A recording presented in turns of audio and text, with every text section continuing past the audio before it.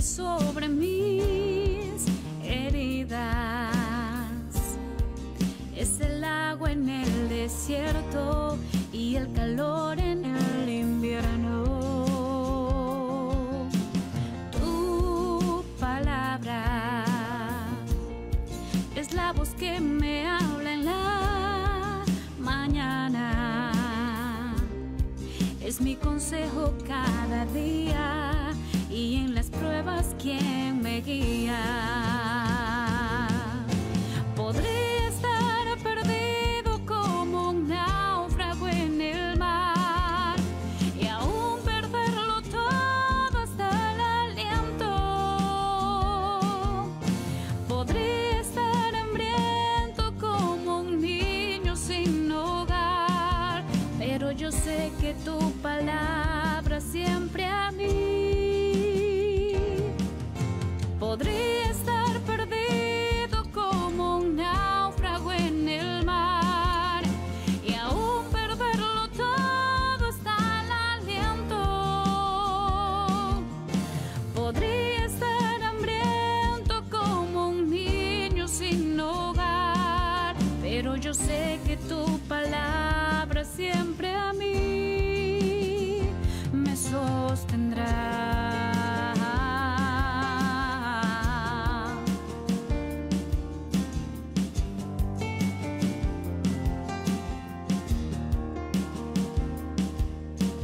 Tu palabra es como aceite sobre mis heridas,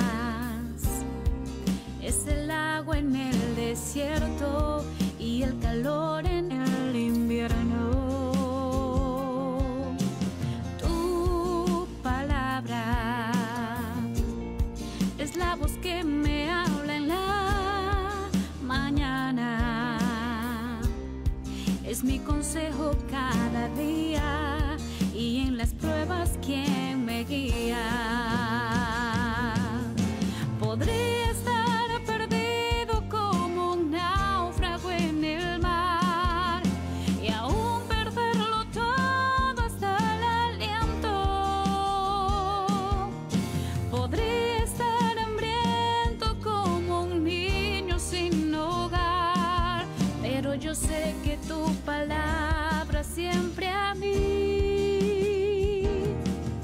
Podría estar perdido como un náufrago en el mar y aún perderlo todo hasta el aliento.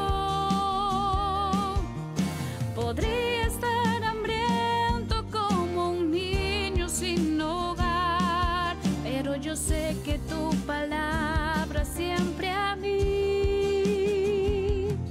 Pero yo sé que tu palabra siempre a mí me sostendrá.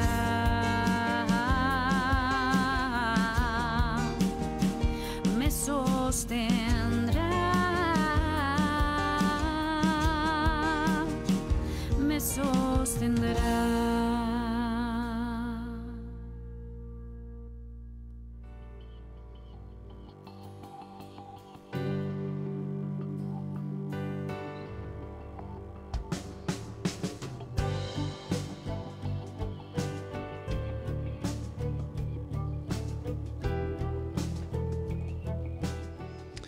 Dios le bendiga, estimados hermanos.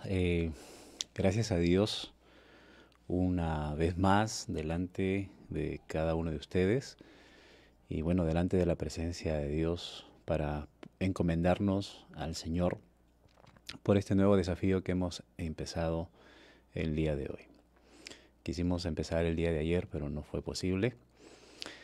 Pero Dios lo ha permitido así y estamos iniciando hoy 7 de septiembre, martes 7 de septiembre, este nuevo reto. No le voy a poner fecha límite porque queremos dejarnos llevar por el tiempo que Dios determine para poder realizar este estudio del Nuevo Testamento. Y vamos a empezar el día de hoy por el libro de Mateo, el capítulo 1. Y bueno, doy gracias a Dios por ello y por cada uno de ustedes que han estado orando por mi persona durante estos aproximadamente 2 semanas que estuvimos no descansando, sino preparándonos, ¿no?, para esta nueva etapa.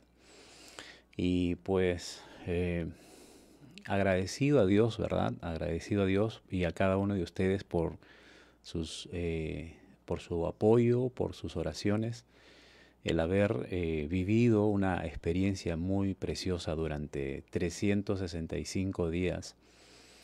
Y oraba al Señor y le daba gracias porque he podido ver la mano de Dios obrar durante todo este tiempo.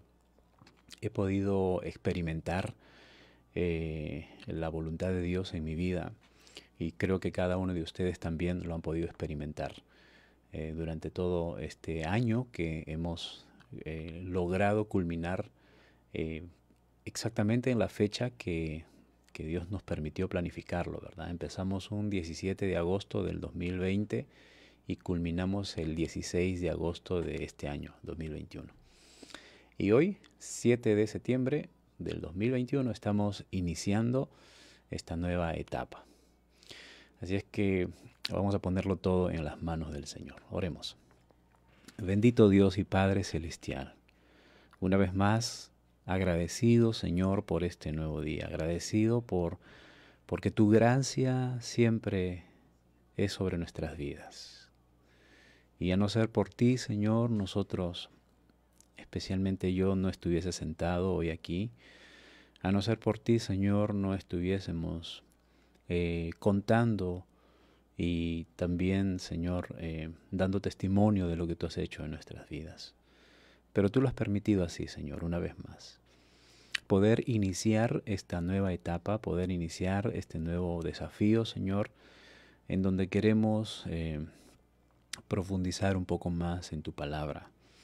Y queremos estudiar, Señor, este Nuevo Testamento, esta parte de tu palabra que tú nos plasmaste, usando a hombres, Señor, para que escribieran estos libros, las cuales son de mucha edificación para cada uno de nosotros, quienes amamos tu palabra. Enséñanos a amar tu palabra cada día, enséñanos a amar cada día más y más tus mandamientos, tus preceptos, todo lo que tú has plasmado para cada uno de nosotros. Por medio de ella te conocemos, Señor, por medio de ella conocemos tu carácter, conocemos tu voluntad, Dios mío, y sabemos que nos hablas cada día, a pesar de que fueron escritos hace muchos años, pero hasta el día de hoy y seguirá siendo vigente tu palabra, porque es el pan diario para nuestras vidas y eres tú mismo hablando a nuestros corazones. Gracias por tu palabra. Ponemos todo este proyecto en tus manos, ponemos todo este desafío en tus manos, Señor, porque sabemos que sin ti no podríamos haber logrado nada de lo que hemos logrado, y sabemos que sin ti no podríamos lograr nada de lo que quisiéramos lograr. Señor, estamos en tus manos. Sea tu nombre glorificado. Solo a ti la gloria, Señor. Solo a ti la gloria, no a nosotros, sino a ti sea toda la gloria y la honra. Bendito Dios. Amén. Amén.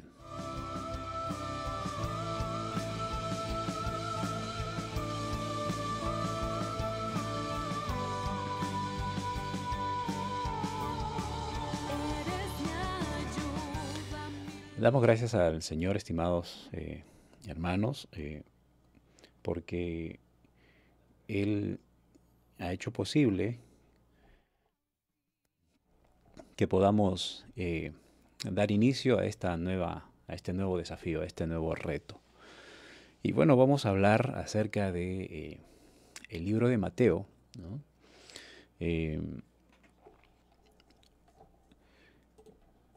Nosotros leímos, ¿verdad?, en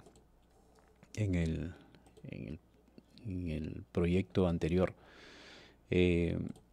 respecto a la historia bíblica. Paralelamente leímos el Antiguo y el Nuevo Testamento. Y bueno, no lo hicimos de una manera tal vez en orden como está en la Biblia, como lo tenemos plasmado en la Biblia, sino que si seguimos un patrón, yo creo que podríamos decir un patrón temático, ¿no? Y comparamos, por ejemplo, o leímos, empezamos leyendo el libro de Génesis, paralelamente con el libro de Juan, el Evangelio de Juan, ¿no es cierto? Y vimos muchas similitudes en estos libros. Por ejemplo, Génesis empieza diciendo: en el principio Dios creó los cielos y la tierra, citando la versión Reina Valera del 60. Y pues el Evangelio de Juan, ¿no?, también inicia, ¿no? En el principio era el Verbo, y el Verbo era con Dios, y el Verbo era Dios.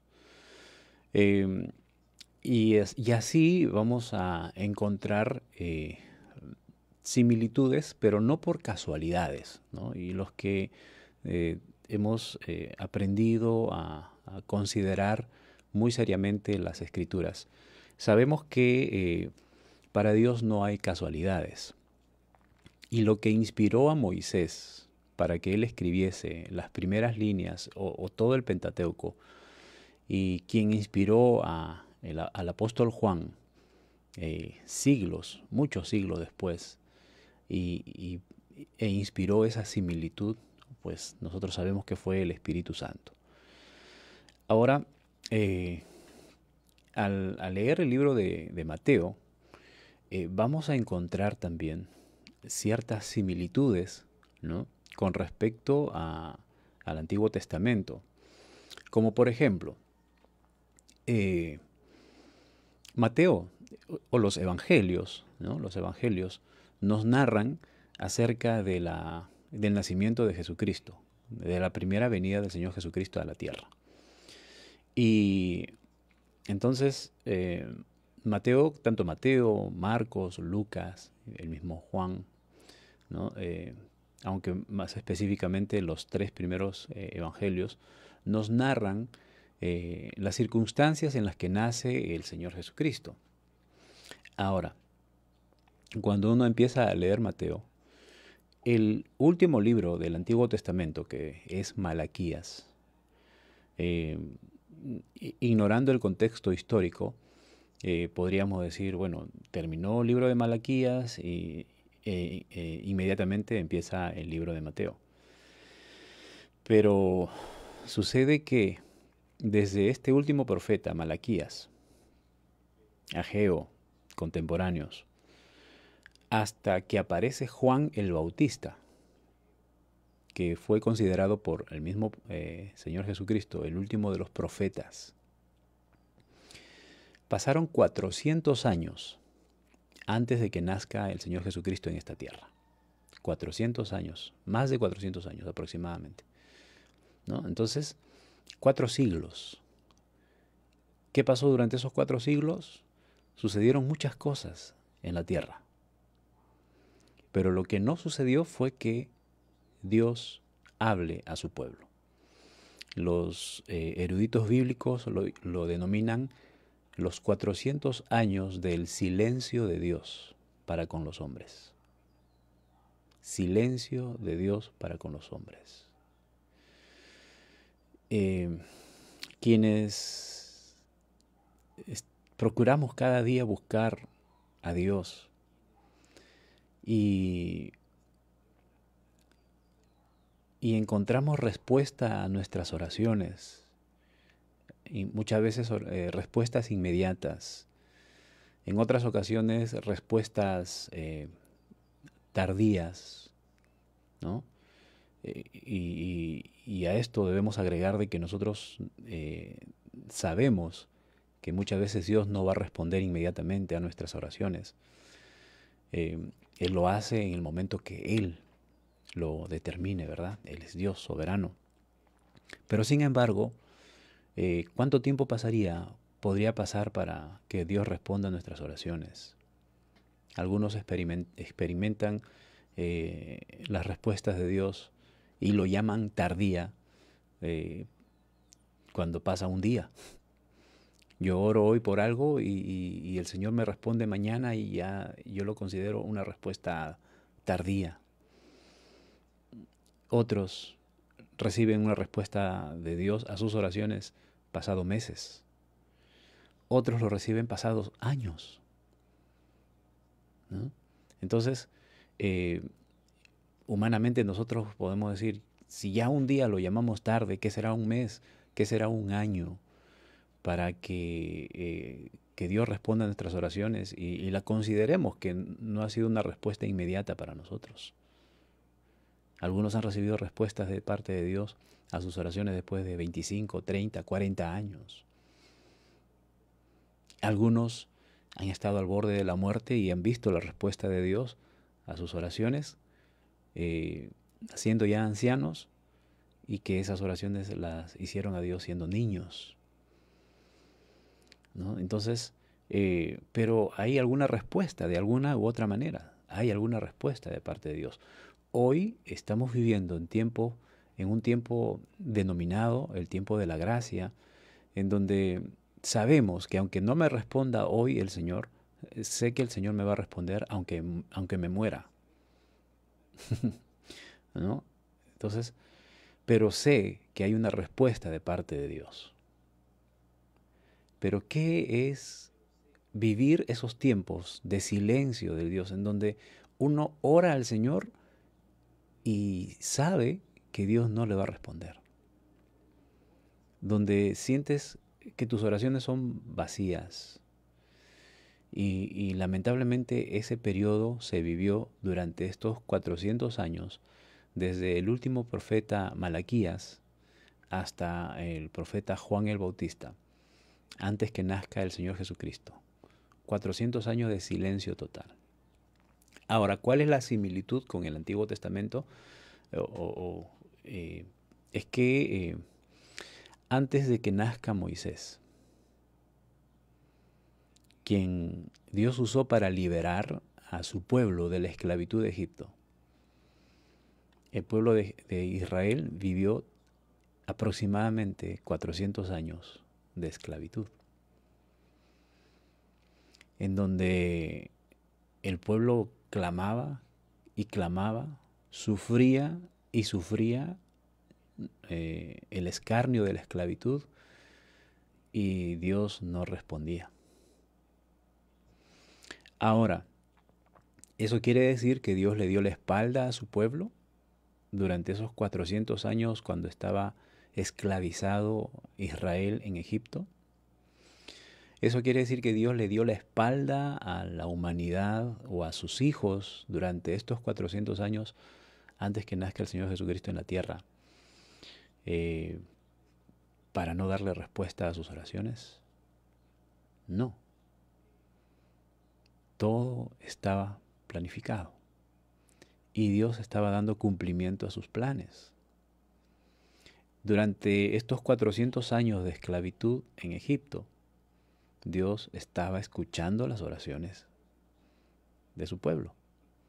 Y es por eso que cuando le llama a Moisés, le dice, he escuchado el clamor de mi pueblo. Y lo mismo sucedió durante estos 400 años antes que nazca el Señor Jesucristo, que el Señor ha estado escuchando el clamor de sus hijos. Es por ello que Él da cumplimiento a su palabra, a su promesa, dada a Abraham.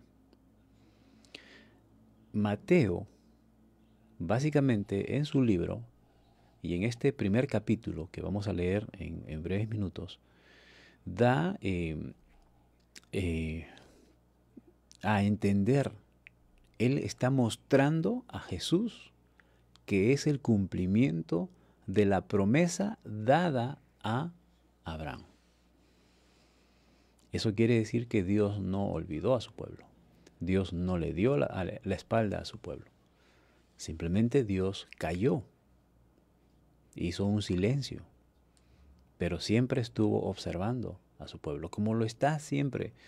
Y esto nos debe enseñar a cada uno de nosotros que oramos y le pedimos a Dios y le presentamos muchas peticiones y tal vez no haya respuesta de parte de Dios, eso no quiere decir de que Dios nos ha dado la espalda. Dios está escuchando nuestras oraciones, pero Él tiene un plan. Él tiene un plan ya establecido. Y lo que más nos conviene a cada uno de nosotros, pues, es esperar en el plan de Dios. Esperar en la voluntad de nuestro Dios. Entonces, mis hermanos, durante estos 400 años previos al nacimiento de Jesús, sucedieron muchas cosas, ¿no? Por ejemplo, durante este periodo surgieron, venía el pueblo de Israel. Acabo de decir que Dios no le dio la espalda a su pueblo. Sin embargo, nosotros, los hombres, sí somos capaces de darle la espalda a Dios. Y es lo lamentable, ¿no? Fue el pueblo de Dios el que le dio la espalda a su Dios, ¿no? Hemos leído la historia de los reyes, desde Saúl, el primer rey de Israel, de cómo él prácticamente vivió una vida alejada de la voluntad de Dios, dándole la espalda a Dios. Luego surge un rey como David, y bueno, David vivió de la mano de Dios, ¿verdad? Luego Salomón, y a partir de Salomón empieza una debacle en la historia de Israel con sus hijos, ¿no? Y empieza a dividirse el reino del norte, el reino del sur. Como el reino del norte específicamente le dieron la espalda totalmente a Dios y se dedicaron a adorar ídolos, a levantar altares paganos. Sin embargo, y así pasaron los años, fueron pasando los años. El pueblo de Dios, tanto también el reino del norte como el reino del sur, empezaron a corromperse hasta que fueron exiliados, ¿no? Fueron llevados cautivos a Babilonia. Y allí empezaron a vivir una vida subyugada, ¿no? Durante todo ese tiempo a reinos, a imperios que se iban levantando, como por ejemplo el imperio persa, el imperio griego, los egipcios, Siria y finalmente los romanos, ya para el tiempo en que nace el Señor Jesucristo en la tierra. Los romanos eran los que estaban dominando esa área, ¿no? del mundo. Entonces, todo ese periodo se vivió aproximadamente durante este tiempo, de los 400 años. Surgieron hombres como Alejandro Magno, ¿no? Que dio inicio a la era helénica en la historia universal. Luego, este hombre tuvo dos generales, ¿no? Ptolomeo y Seleuco, y ellos empezaron por su lado a dominar, ¿no? Los Ptolomeos, por ejemplo, empezaron a dominar en el año 323 a.C. Estamos hablando de este periodo de 400 años, ¿no? Luego Seleuco empieza también por su lado a hacer la parte contraria de los Ptolomeos y también queriendo gobernar el imperio. Luego surgen los asmoneos, y los asmoneos eran pues un grupo de judíos que se rebelaron contra estas fuerzas griegas, porque ellos estaban cercanos a las escrituras Y de allí es donde ellos se establecen en lo que hoy en día llamamos la zona dominada o denominada como las cuevas de Qumran. O sea, ellos se exiliaron a sí mismos, ellos se apartaron de la sociedad, ¿no? Porque tenían un celo de no contaminarse o de no seguir la cultura pagana de los griegos y comenzaron a, a- a cuidar las escrituras, lo que tenían a la mano, ¿no? Y ellos se encargaron de hacer copias que se encontraron hace algunos años.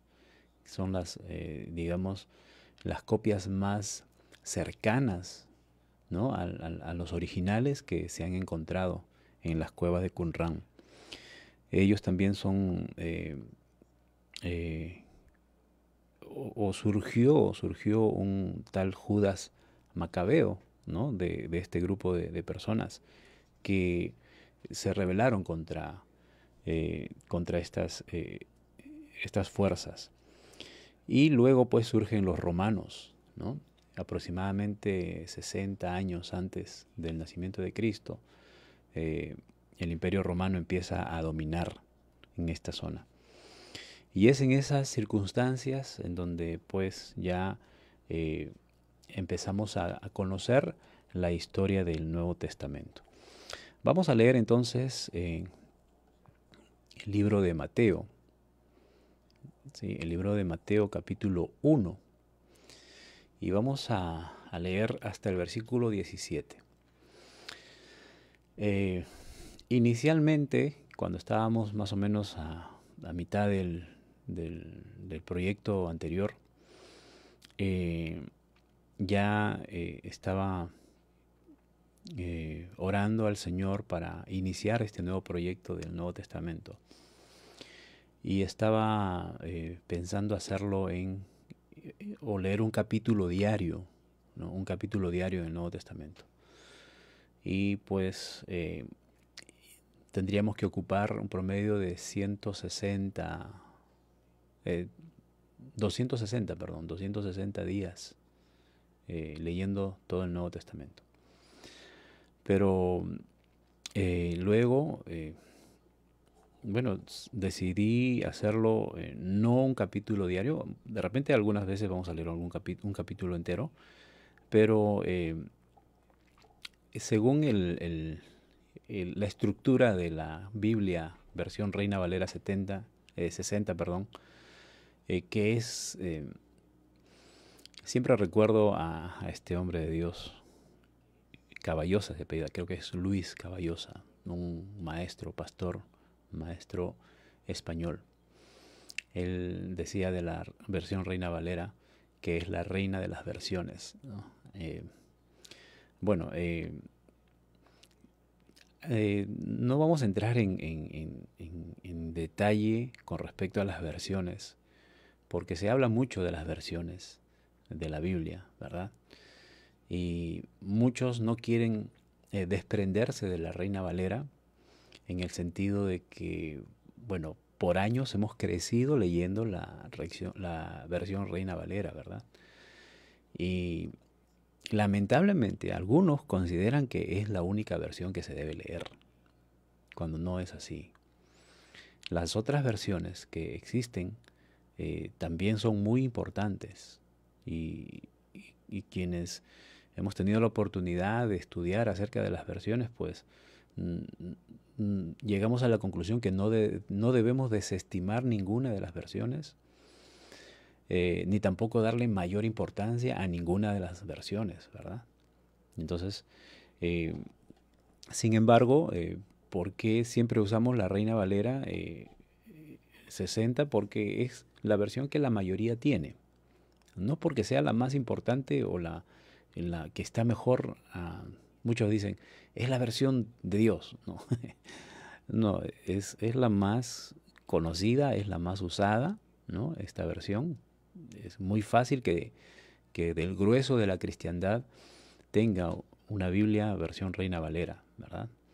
Sin embargo, hermanos, sí es importante que podamos siempre leer las otras versiones que relativamente son nuevas, Sin embargo, son más cercanas a los escritos originales, ¿no? Entonces, bueno, eso es hablar en detalle y nos va a llevar más tiempo. Pero vamos a usar la Reina Valera como referencia porque la estructura según esta estructura, nos va a ayudar a tener un mejor, digamos así, estudio. Porque esto no solamente ya es un programa de lectura bíblica, es un programa de estudio. Tampoco no voy a profundizar mucho en el estudio, ¿no?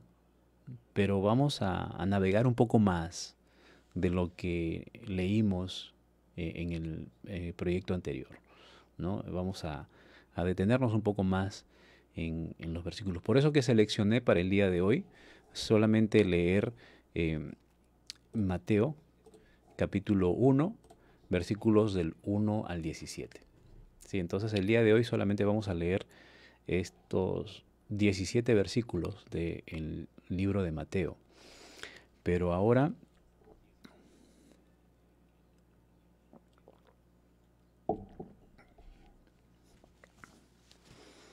¿cuántas veces nosotros nos hemos topado con este párrafo de la Biblia? ¿No? Si ustedes ahí tiene su Biblia, de seguro que sí, espero que sí, ¿no? Y ya ubicó Mateo capítulo 1, versículos del 1 al 17. Y seguro que más de uno va a decir, uy, solamente va a leer nombres, ¿no? Y precisamente es lo que trata este párrafo, la genealogía de Jesús. Entonces, créanme, hermanos, que me sentí tentado en el proyecto de la Biblia en un año. Me sentí tentado a obviar leer las grandes listas de nombres que hay en la Biblia. Empezando desde Génesis, ¿no? Por ejemplo, cuando empezamos a hablar de la descendencia de Adán, la descendencia de Caín, la descendencia de Set, ¿no? La descendencia de Abraham, de Noé, Abraham, ¿no? Entonces son largas listas de nombres y nombres tan difíciles de pronunciar, ¿verdad? Para nuestro idioma, en donde estamos acostumbrados a nuestro idioma y lógicamente cualquier palabra de otro idioma va a ser difícil de pronunciarla. Pero, por ejemplo, en el libro de Números, ¿no? Levíticos, hay una larga lista de nombres. En Levíticos tenemos una larga lista de los utensilios, ¿no? Del tabernáculo, de todo lo que Dios determinó. Y créanme, hermanos, me sentí tentado a obviar, ¿no? Leer esos capítulos, porque son solamente puros nombres, ¿no? Y de seguro que así como yo, más de uno, quienes han tenido la oportunidad de leer la Biblia en una ocasión anterior, de repente han dicho, uy, pero ¿para qué leer nombres, no? ¿En qué me ayuda? Yo, a ver, se me viene a la memoria mi infancia, por ejemplo. Siempre les he comentado que mi padre, él, todas las mañanas, ya a las 7 de la mañana, bueno, tenía un poquito de misericordia porque no lo hacía a las 6 de la mañana, pero aproximadamente a esa hora ya mi padre se sentaba en la sala, en su sofá o en su mueble allí y comenzaba a cantar y cantar fuerte, era nuestro despertador, ¿no? Y todos los días así nos llamaba para hacer el devocional diario. Y con él hemos leído la Biblia, así de etapa a etapa en nuestra infancia. Y recuerdo pues que nos hacía leer estas listas de nombres, ¿no? Estos libros. Y yo decía, pero ¿por qué vamos a leer toda esta lista de nombres? Mejor pasemos a la historia, ¿no? Al otro contenido. Y así, hermanos, cuando hemos leído o vamos a leer el libro de Mateo y nos encontramos, lo primero que encontramos es esta lista de nombres de la genealogía y muchas veces le hemos restado importancia a las genealogías, a la lista de nombres, ¿no? Entonces, si yo obviaba en el proyecto de la Biblia en un año leer estos capítulos, no hubiésemos leído la Biblia en un año, ¿verdad? No hubiésemos leído toda la Biblia. Hubiese hecho trampa, ¿no? Bueno, Dios ya me hubiese juzgado me hubiese ganado un juicio con Dios por obviar eso. Pero no, todo, hermanos, el Señor Jesucristo dijo, ni una tilde, ni una jota debemos pasarla por alto. Todo, si le da importancia a una tilde, hermanos, si el Señor le da importancia a una tilde de su palabra, ¿cuánto más a una palabra? ¿No? Entonces, no debemos obviar, debemos leer todo. Y en esta ocasión, el libro de Mateo empieza narrándonos o detallándonos la genealogía de Jesucristo. Y vamos a leerlo. Mateo capítulo 1, versículos del 1 al 17. Dice así: Libro de la genealogía de Jesucristo, hijo de David, hijo de Abraham.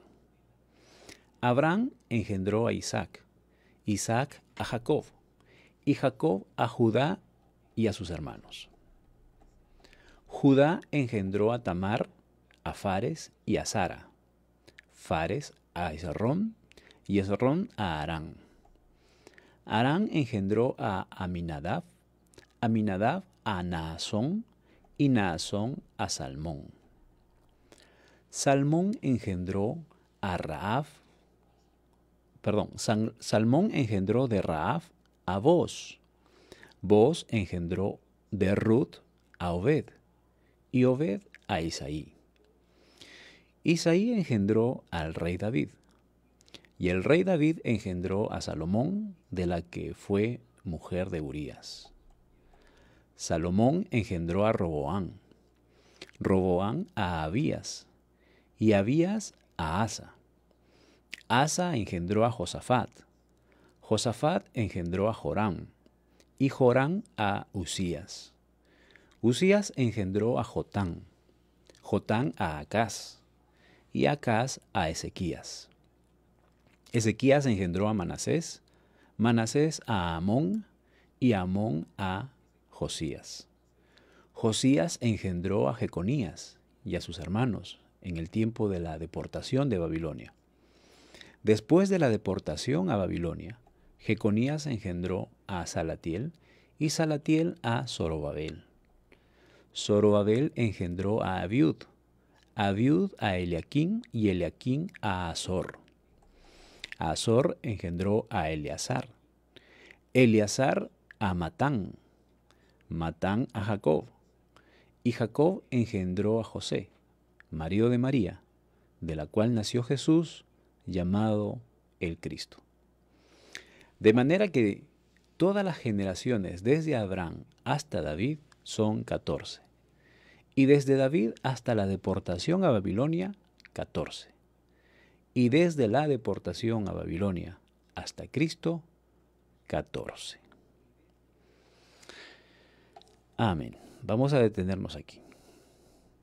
Miren, les decía, muchas veces obviamos leer estas listas de nombres, ¿no? Las famosas genealogías. Sin embargo,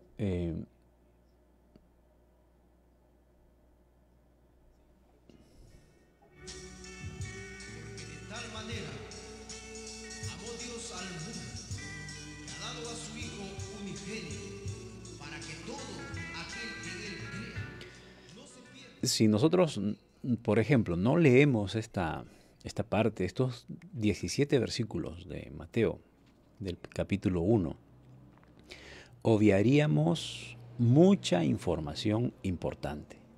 Obviaríamos mucha información importante. Como por ejemplo, el versículo 1, Mateo dice, libro de la genealogía de Jesucristo. Esta palabra genealogía, hermanos, se deriva de la misma palabra que nace en la palabra Génesis. ¿Mm? Entonces, estamos hablando de el Génesis de Jesucristo, pero no Jesucristo Dios, sino de Jesucristo hombre, de el inicio de la tierra, de su nacimiento en la tierra. Pero, ojo, Mateo narra el nacimiento de Jesús, pero él está presentando quién es Jesús, de dónde viene Jesús, cuál es su ascendencia, ¿no? Cuando hablamos de ascendencia es cuando estamos hablando de uno hacia arriba, ¿no es cierto? ¿Por qué?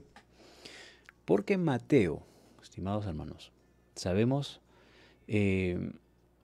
Mateo, el contexto del libro de Mateo está diseñado para mostrar a Jesús a los judíos.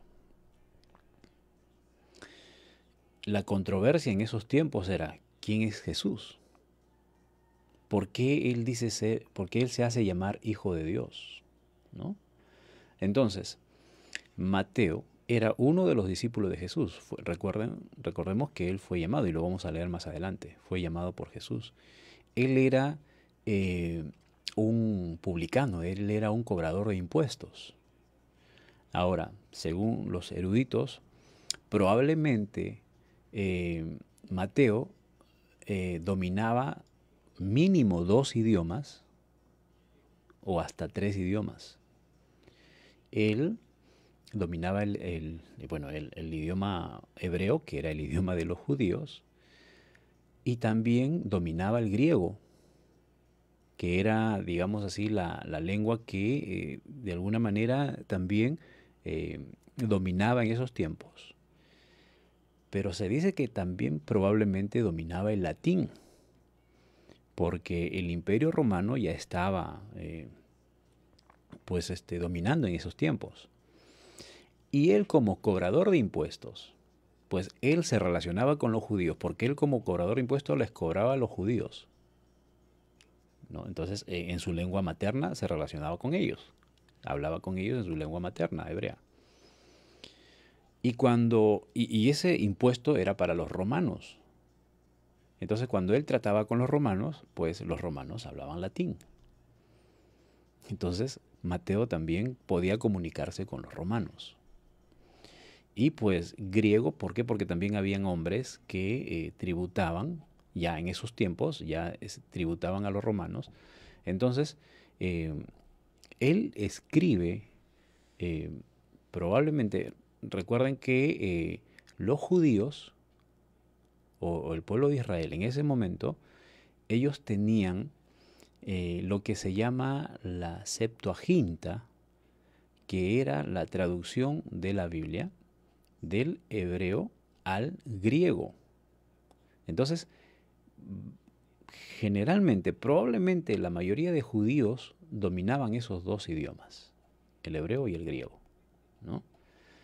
Y también Mateo, por su relación con los romanos, dominaba también el idioma latín. Entonces, este hombre está tratando específicamente con los judíos. Ya la fecha de cuando escribe Mateo su libro, su evangelio, la mayoría de eruditos maestros coinciden en que lo haya escrito antes del año 100 después de Cristo, ¿no? Algunos lo fechan de manera temprana en el año 50 después de Cristo. Otros, y la mayoría, entre los años 80 después de Cristo, que escribe Mateo su evangelio, ¿no? Entonces, en este tiempo, todavía pues estaba sabemos quiénes habían matado al Señor Jesucristo, los mismos judíos apoyados por los romanos, porque no aceptaron a Jesucristo como Dios, ¿no? Entonces, Mateo se encarga de mostrar con su evangelio, lo primero que él hace es demostrar que Jesús es de la misma simiente de Abraham y que prácticamente Jesús es el cumplimiento de la promesa que Dios le hizo a Abraham. Por eso es que empieza diciendo este versículo 1, esta es la genealogía, el principio de Jesucristo, hijo de David. Miren cómo lo relaciona o cómo lo presenta como hijo de David, descendiente de David y descendiente de Abraham. Esto para certificar o para asegurar que los judíos sepan que Jesús, pues, es de la misma simiente de la cual Dios prometió que vendría el Mesías. En otras palabras, les está diciendo, Jesús es el Mesías. Y para corroborar ello, aquí está su ascendencia. ¿De dónde Él viene? Él viene de la simiente de David, por consiguiente viene de la simiente de Abraham.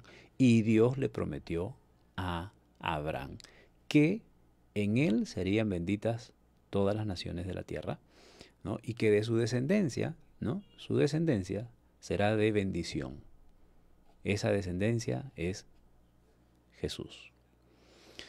Entonces, ahora empieza Mateo a detallar. Vamos hasta Abraham.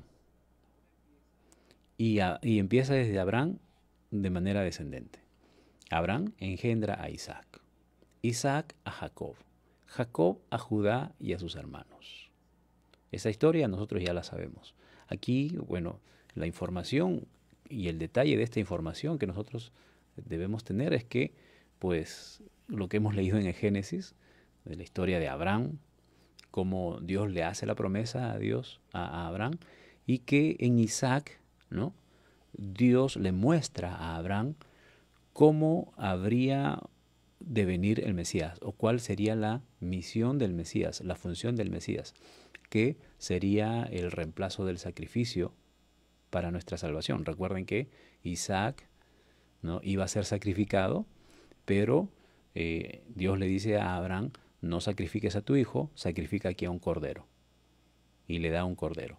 Esa es la representación de cómo Jesucristo viene a reemplazar, ¿no? O viene a ponerse en lugar de cada uno de nosotros, ¿no? Viene a sacrificarse en lugar de cada uno de nosotros para que nosotros seamos salvos. Luego viene Jacob y luego Judá y sus hermanos. Miren a quién toma y de dónde viene Jesús, ¿no? Recuerden que el hijo amado de Jacob no fue Judá. El hijo amado de Jacob fue José y Benjamín, fueron los hijos amados de Jacob. Sin embargo, Judá es el que toma prominencia aquí, ¿no? Y de él desciende el Mesías. Judá engendró de Tamar a Fares. Ahora, miren cómo Mateo presenta esta historia. Nosotros hemos leído la historia de Judá y Tamar. Tamar había sido su nuera, ¿recuerdan? Como no tuvo hijos con el hijo de Judá, entonces ella hace una treta, por decir así, y logra que Judá se acueste con ella, ¿no? Entonces, y tenga hijos, Tamar, su nuera, ¿no? Políticamente hablando, su nuera tenga hijos de Judá, ¿no? Entonces, aquí hay una acción de pecado en lo que hizo Tamar y en lo que cayó Judá, ¿verdad? Sin embargo, miren, de esa relación nacen Fares y Zara, y de Fares continúa la genealogía que llega hasta Jesús. Ahora, ¿por qué hago hincapié a esto? Porque aquí ya estamos viendo algo en que los judíos podrían decir, pero ¿cómo podría ser posible que Jesús sea el hijo de David, o sea el Mesías? Miren de dónde viene, la ascendencia que tiene, ¿no? Porque en los tiempos de Jesús, o sea, a María, comenzaron a acusarla que era una mujer pecadora, porque había salido embarazada sin haberse casado. Entonces los judíos tradicionalistas decían, ¿cómo es posible que él se haga llamar el Hijo de Dios? Porque miren quién es su madre. Una mujer pecadora que salió embarazada sin haberse casado con su esposo. ¿De quién será el hijo? ¿De quién será el padre de Jesús? Porque José no lo es. Y acusaban a María así, ¿no? Y a Jesús lo llamaron, tú eres hijo del pecado, ¿no? Entonces, y estamos viendo que si solamente por ese hecho llamaban a Jesús hijo de pecado, entonces, entre comillas, podríamos decir, Mateo no está ayudando a la reputación de Jesús presentando su ascendencia.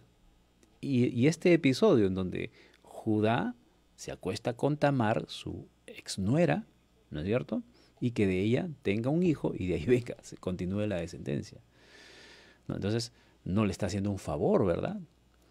Pero sin embargo, siempre hemos dicho que la Biblia no calla nada, que la Biblia es el libro más honesto que cualquier persona puede tener en sus manos.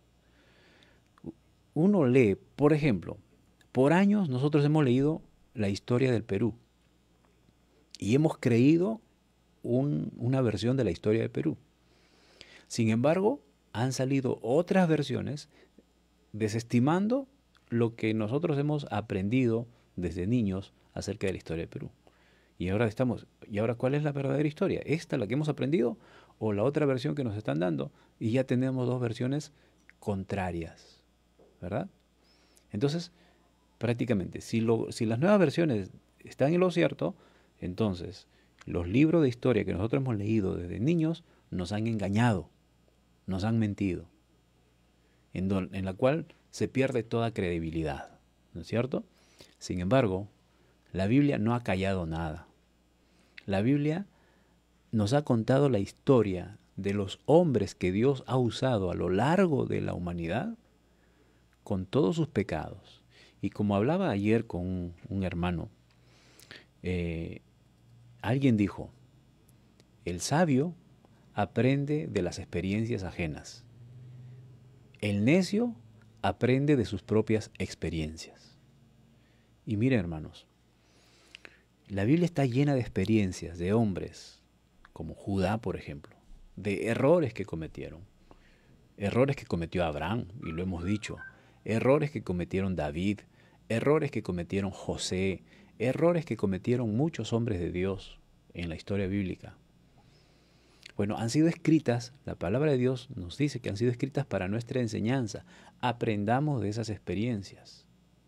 Seamos sabios, aprendamos de la experiencia de otros para no cometer esos errores y no pasemos por los mismos problemas que ellos pasaron. Por eso la Biblia lo ha registrado.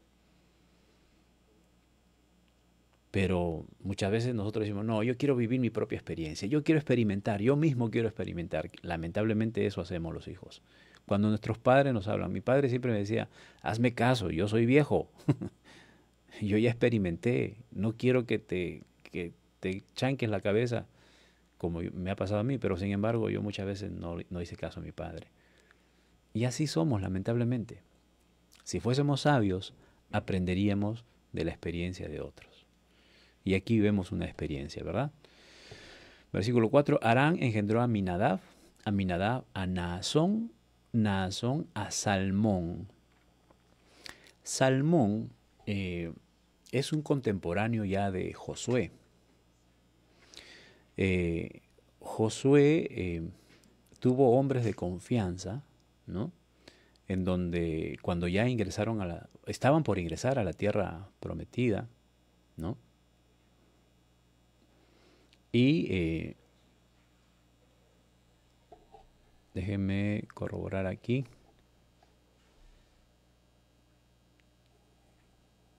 Ajá, sí. Entonces, cuando ingresan o están por ingresar a la tierra prometida, eh, Josué envía dos espías, ¿no? Dos espías a, a Jericó, ¿no? Era una ciudad fortificada.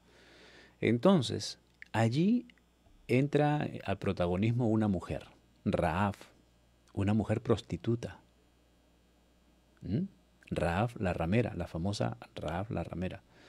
Entonces ella esconde a estos dos espías, ¿no? Del ejército de Jericó. Entonces ella ayuda. Esa obra, esa ayuda de Rahab, le costó a Rahab ser salvada, ¿no? Porque estos espías le dijeron a Rahab, mira, ve, nosotros vamos a venir a destruir Jericó. Así es que tú vas a amarrar una soga roja en tu ventana para identificar que esa es tu casa, para no destruir esa casa. Y para que te rescatemos, entra en tu casa tú y toda tu familia, tus padres, tus hermanos, todo lo que tengas allí, para que cuando destruyamos Jericó, sepamos que tú estás ahí y vas a estar protegida. Esta Rahab, esta mujer, se casa con Salmón, ¿no? Salmón. Y ellos tienen un hijo llamado Booz. Miren, Booz. Y Booz se casa con una mujer pagana, Ruth, la moabita. Ya hemos leído la historia de Ruth, ¿no? Ruth, pues, nuera de Noemí. Noemí era judía, Ruth era moabita, ¿no? Entonces, pero Ruth dice, no, yo quiero seguirte a ti, yo quiero que tu Dios sea mi Dios, ¿no? Porque quedaron viudas. Y pues Ruth sigue a Noemí. Entonces Noemí vuelve a su pueblo junto con Ruth, y allí Ruth conoce a Obed. Perdón, a Obed, y se casa con Obed, y ellos, perdón, Ruth se casa con Booz. Ruth se casa con Booz, ¿no? Y Booz y Ruth tienen un hijo llamado Obed. Y Obed llega a ser padre de Isaí, Isaí padre de David. Decíamos que tanto la historia de Judá con Tamar no le hacía un favor a la genealogía de Jesús. Peor hablar de una mujer como Rahab y como Ruth, que eran, aparte de ser paganas, aparte de ser extranjeras, de ser gentiles, como los judíos llamaban, o los israelitas llamaban a los que no eran de su raza, ¿no? Ahora estas mujeres son protagonistas de la genealogía de Jesús. ¿Qué nos enseña esto, estimados hermanos? Que Dios no hace acepción de personas. Y que a pesar del pecado, como la prostitución en el caso de Rahab, o en el caso de Ruth, la idolatría, o en el caso de Tamar, el engaño, a pesar de esos pecados flagrantes, ellas fueron perdonadas por Dios. Entonces, también nos enseña esta genealogía de que no hay nadie que diga, no creo que merezca el perdón de Dios por todo lo que he hecho. Ay, si me conocieran. No. Si te arrepientes y le pides perdón a Dios de todo corazón, Dios va a perdonar todos tus pecados. Hemos leído en las Escrituras, si tus pecados fuesen como la grana, vendrán a ser como la blanca lana. Entonces, estimados hermanos, qué importante es esta genealogía, y hay mucho más que hablar acerca de esta genealogía. Sin embargo, quería dar énfasis a estos puntos muy importantes. Mateo presenta a Jesús como descendiente directo de David, descendiente directo de Abraham. Le dice a los judíos, Él es la descendencia de Abraham. Él es la promesa que Dios le hizo a Abraham. Jesús, nuestro Salvador. Amén.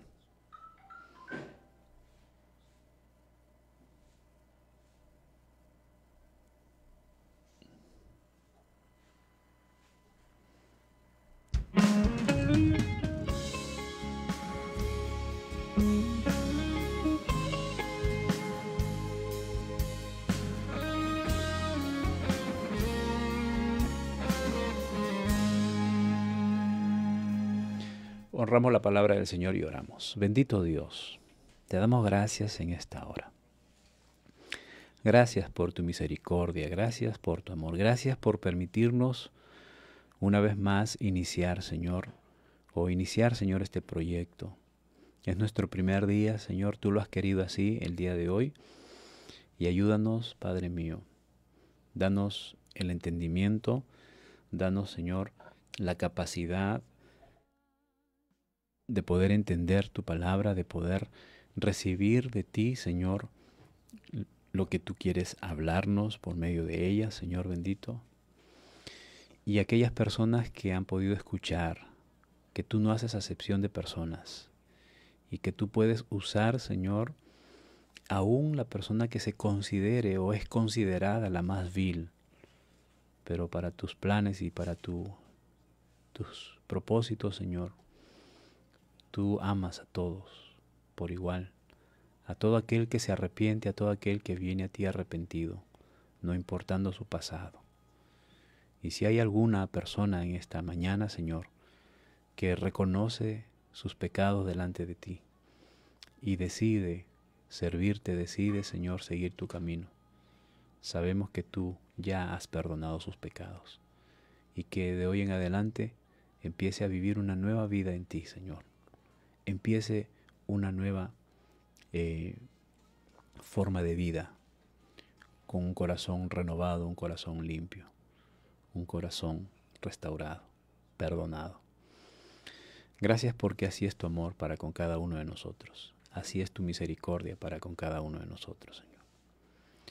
Padre mío, te rogamos que nos permitas el día de mañana poder estar nuevamente junto a nuestros hermanos que se unen, que se están uniendo y que se unirán, Señor, a esta transmisión. Que tu gracia y tu amor sea sobre cada una de nuestras vidas. Te lo rogamos en Cristo Jesús. Amén y amén.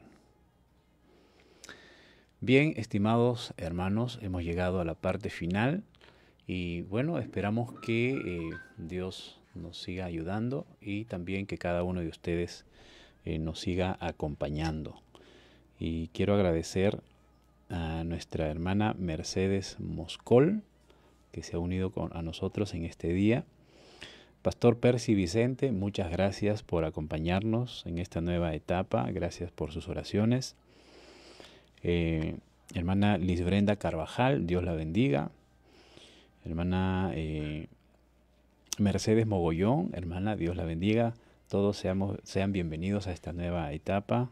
Estimado Genaro Chero, Dios te bendiga. Gracias por acompañarnos en esta nueva etapa. Carlos Pérez, Dios te bendiga, estimado Carlos. Gracias por acompañarnos. Liliana Isla, hermana, Dios la bendiga.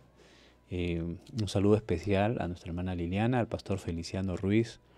Ellos son un gran ejemplo para nosotros, para todos los que quienes están siendo pastoreados por ellos. Bendiciones.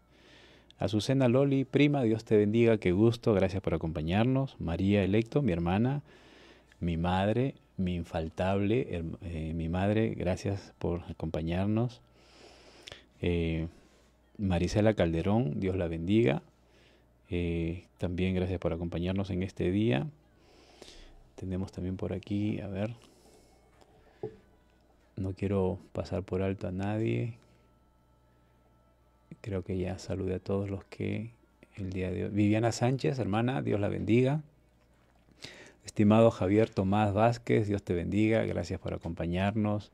Mileni de Sena, hermana, Dios la bendiga.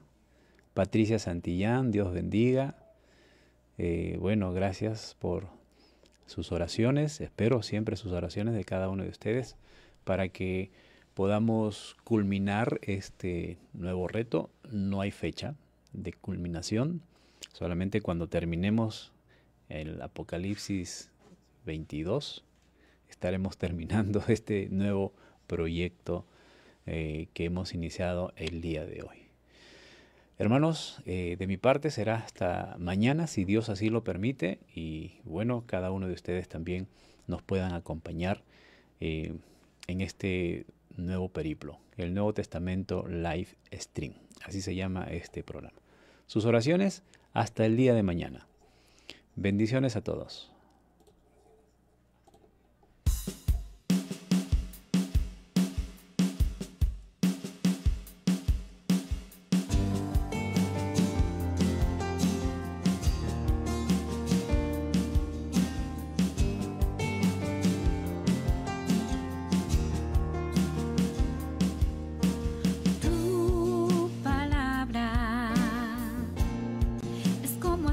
Sobre mis heridas,